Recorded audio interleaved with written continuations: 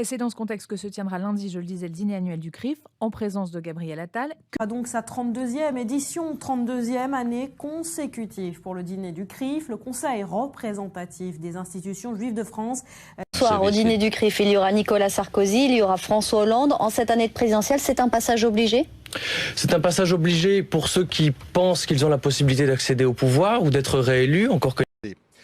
Par contre, pas de Jean-Luc Mélenchon, ça c'est sûr. Pas de Marine Le Pen. Pas là parce que pas invité, pas désiré, pas d'extrême droite, pas d'extrême gauche pour ce dîner annuel, ce rituel depuis 1985 qui réunit le tout Paris politique et médiatique, mais également on compte près de 700 généreux donateurs qui règlent une addition de près de 800 € par tête devant ce public très particulier que seul le CRIF peut réunir, responsables politiques, ambassadeurs, rabbins, imams, monseigneurs, prêtres, curés, chefs d'entreprise et journalistes bien sûr.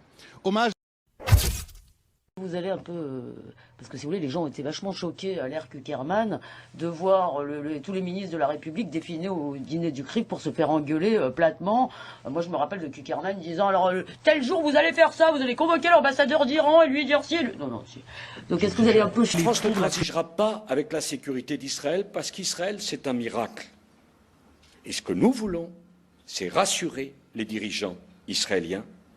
C'est justement parce que toute mon histoire, ça a été d'être proche d'Israël.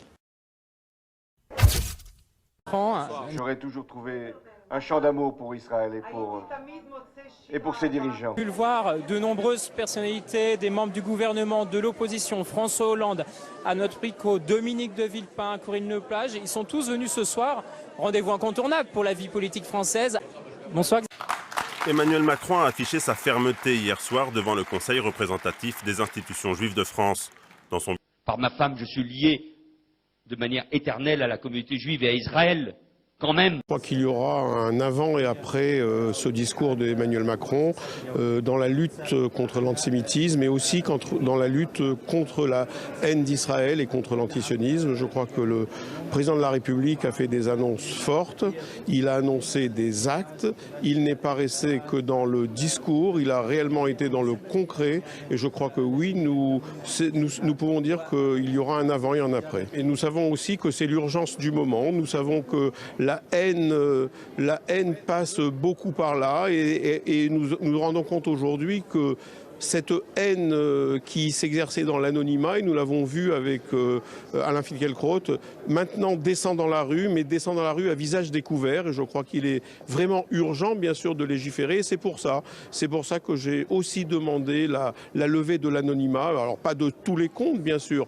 mais au moins de tous les comptes qui sont des comptes haineux. Et quand je dis levée de l'anonymat, ça veut dire que l'on puisse facilement obtenir, et je crois que le président a répondu aussi là-dessus, que l'on puisse facilement obtenir l'identité des délinquants antisionistes, racistes, homophobes qui sévissent sur le net.